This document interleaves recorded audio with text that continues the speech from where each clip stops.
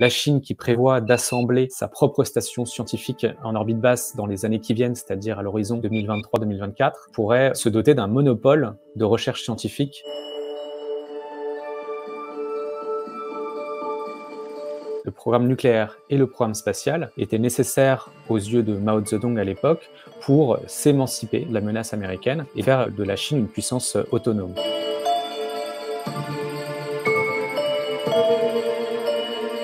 Il y a peu de pays qui peuvent développer autant de programmes simultanément. Les acteurs majeurs du spatial en Chine restent et resteront à l'avenir les grands conglomérats d'États.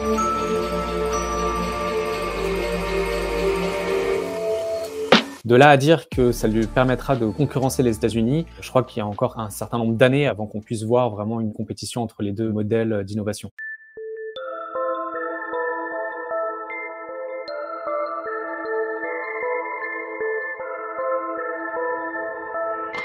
Le premier satellite a été lancé en 1970, mais c'est véritablement à partir des années 80, après que Deng Xiaoping soit arrivé au pouvoir et lancé la politique de réforme et d'ouverture, que les budgets ont pu augmenter sur les questions spatiales et que la Chine a commencé à avoir des ambitions plus grandes. Parmi ces ambitions, il y a eu évidemment un programme de vol habité qui s'est concrétisé finalement au début des années 2000 avec le premier taïkonaute en orbite en 2003, une seconde station spatiale au cours des années 2000 avec des équipages à bord de la première station spatiale Tiangong 1, le développement de capsules spatiales, de vaisseaux cargo pour alimenter la station, mais aussi un programme lunaire avec différentes missions automatisées, dont la dernière qui a permis de rapporter des échantillons lunaires au mois de décembre 2020, et des programmes beaucoup plus ambitieux, beaucoup plus lointains, que sont par exemple l'exploration de Mars, mission qui est actuellement en cours, avec un orbiteur autour de la planète Mars, et dans les mois qui viennent, un atterrisseur et une astromobile qui viseront à explorer la surface de la planète.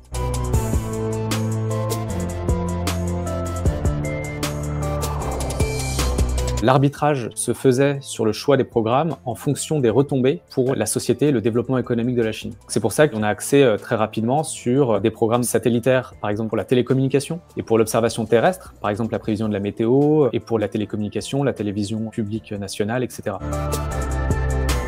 Il y a eu la modernisation des technologies militaires, et particulièrement aux États-Unis, et la guerre du Golfe en 1991, qui a été une sorte de choc pour les stratèges militaires chinois, une prise de conscience du besoin impérieux de développer ses capacités spatiales et de moderniser ses forces militaires grâce à des satellites pour la télécommunication pour les forces armées, pour le guidage de missiles et pour le renseignement.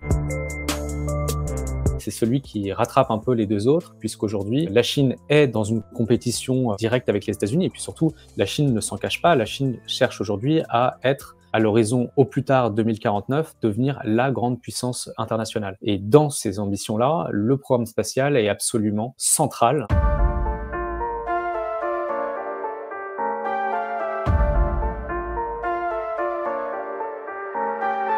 Il y a effectivement une tendance à l'ouverture et au développement du secteur commercial. On a vu dès 2014 des directives politiques pour inciter et encourager des entreprises privées de se positionner sur le secteur du spatial et encourager aussi le financement de ce secteur-là. Donc l'objectif était d'une part de stimuler la recherche et le développement dans le domaine spatial, de stimuler l'innovation, qui est l'un des problèmes pressants en Chine, et l'autre de multiplier les canaux de financement pour que ce ne soit pas seulement l'État qui finance les innovations spatiales. Mais effectivement, du fait de la centralisation politique de l'économie en Chine, ces acteurs privés du spatial en Chine ne sont pas aussi autonomes comparés aux acteurs américains type SpaceX ou Blue Origin. Finalement, la Chine, d'un côté, s'inspire énormément du modèle américain. D'un autre côté, elle s'en méfie énormément, et on pourrait faire d'ailleurs des comparaisons avec l'industrie du numérique, parce qu'elle ne souhaite pas avoir des acteurs privés extrêmement puissants qui puissent concurrencer des entreprises d'État.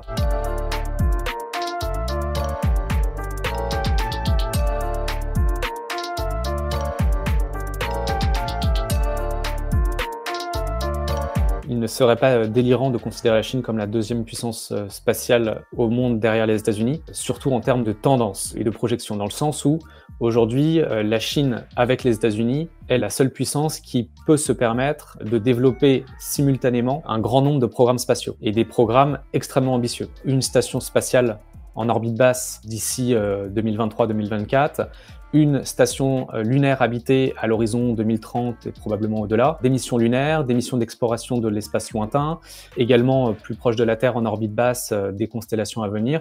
Donc il y a peu de pays qui peuvent, à part les États-Unis et leurs partenaires, développer autant de programmes simultanément.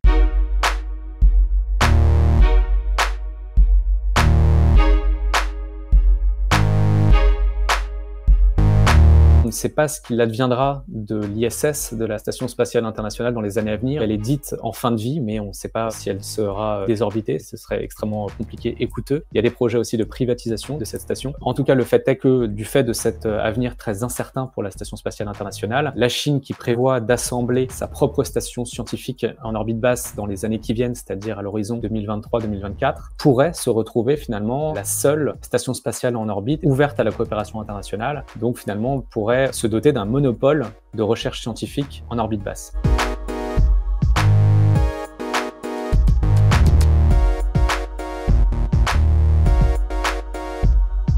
La Chine, aux côtés de la Russie d'ailleurs, s'oppose à la militarisation ou ce qu'on appelle aussi l'arsenalisation de l'espace, le fait de mettre des armes en orbite. La Chine et la Russie ont fait une proposition de traité pour interdire le placement en premier des armes dans l'espace. Les États-Unis s'y opposent fortement, avec un grand nombre d'alliés, y compris la France, pour diverses raisons, notamment le fait que la question de ce qu'est une arme dans l'espace n'est pas définie, puisqu'en réalité en orbite, tout objet manœuvrable peut être considéré comme une arme. Et puis aussi il y a la question du en premier, donc ça veut dire que le premier n'aurait pas le droit de mettre des armes en espace, mais dès qu'un État considère qu'un autre pays aurait placé une arme en orbite, à ce moment-là, il serait tout à fait légitime et même autorisé à placer une arme. Et puis un troisième, c'est que la Chine et la Russie ne mentionnent que les armes en orbite et pas les armes sur Terre contre des systèmes spatiaux.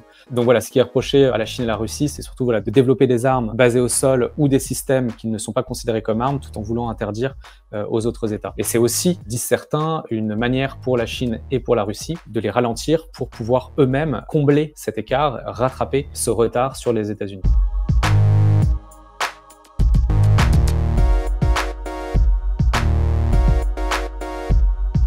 L'alignement avec la Russie est beaucoup moins évident puisque la Russie est extrêmement opposée aux États-Unis sur cette question-là. La Russie souhaiterait un traité interdisant totalement le retour de ressources et l'exploitation commerciale de celles-ci, quand la Chine, elle, reste extrêmement minorée sur ce sujet, extrêmement discrète et ne se prononce pas. La Chine et les États-Unis prévoient chacun d'avoir une base habiter sur la Lune à l'horizon 2030 et au-delà. Et donc, l'exploitation des ressources sur la Lune, notamment de l'eau, sera une condition sine qua non pour la réussite de ce programme-là.